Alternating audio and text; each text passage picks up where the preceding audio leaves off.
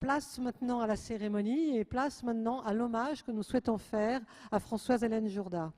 J'appelle donc à la tribune Lucie Laurent, qui va nous accompagner tout au long de cette rencontre, ainsi que notre équipe des Autrichiennes, femmes architectes, qui sont des amies et des contemporaines de Françoise Hélène Jourda. Donc Françoise Hélène Jourda, qui a reçu en 2013 le prix Femme architecte mention spéciale environnement, et pour lequel nous souhaitons dire quelques mots. C'est à vous. Alors, pour rendre hommage à Hélène Jourda, une délégation de 6 architectes autrichiennes représentantes de l'Ordre des architectes et des ingénieurs d'Autriche sont venues à Paris, et 2 d'entre elles vont prendre la parole. Donc, je laisse la parole à Olivia Schimek-Ikisch et Cilia Tilner. Merci beaucoup. Françoise Hélène Jourda a été l'une des plus influentes visionnaires dans le domaine du développement durable, et particulièrement celui de l'architecture écologique. Protéger l'environnement et se sentir responsable envers les générations futures était le but de son travail et de ses actions.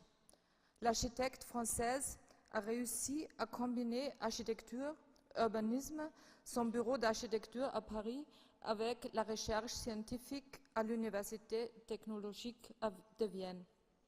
Elle disait souvent: le développement durable est une philosophie, une question éthique, et pas seulement une solution technique.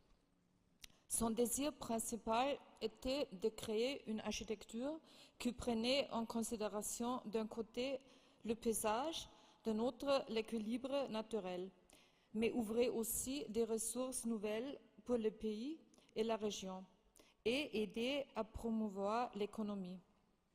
À partir de février 1999, jusqu'à sa mort en 2015, elle a travaillé comme professeure à l'Université technologique de Vienne.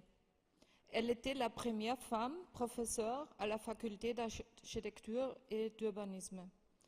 Là, elle a accordé une grande importance à la collaboration. Elle affectionnait particulièrement le travail en équipe.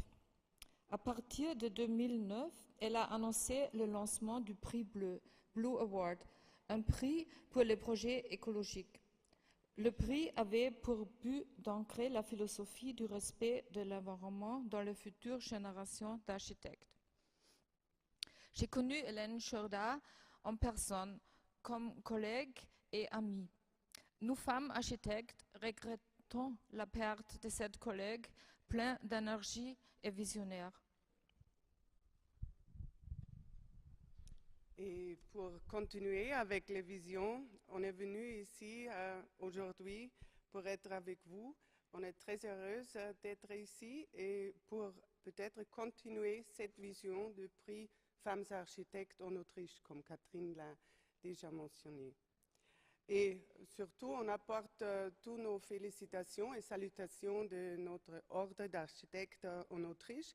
On n'est pas seulement architecte, et aussi ingénieur.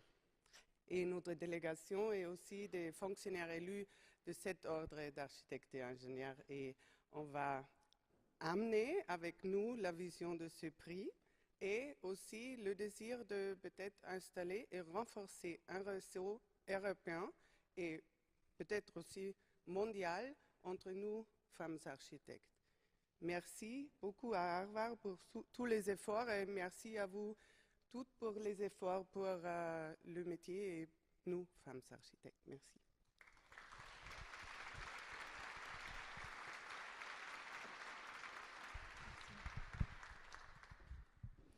Alors, pour présenter Françoise Hélène Jourda, nous verrons 5 réalisations emblématiques de sa carrière. On va commencer par l'académie de formation qui se trouve en Allemagne, à Ernestodigen.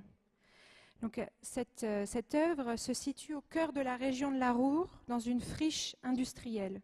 Et c'est un bâtiment pilote en matière de protection de l'environnement et d'économie d'énergie.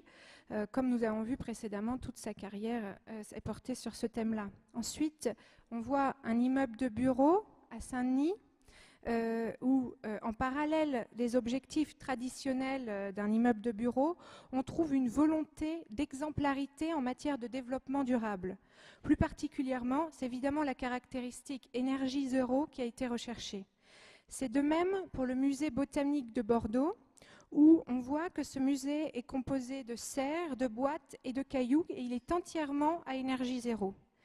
Et on termine par des images de l'opération de 106 logements à Vitry-sur-Seine, où ici, la construction de logements privés est l'occasion de réaliser un projet de développement durable exemplaire pour les logements sociaux. Excusez-moi, en fait, le dernier projet emblématique, c'est évidemment la réhabilitation de la halle Pajol à Paris. Donc, le projet de la réhabilitation de la halle Pajol est un projet exceptionnel et très ambitieux, car à la complexité de la mixité du programme s'ajoute celle de la réhabilitation de la halle, qui est un élément du patrimoine industriel du XIXe siècle très connu.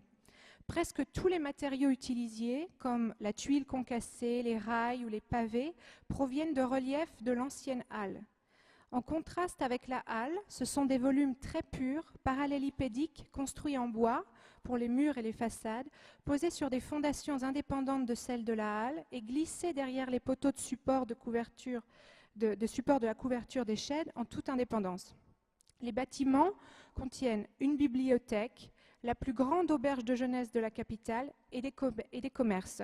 Tous ces bâtiments sont très compacts, ce qui limite ainsi les déperditions énergétiques.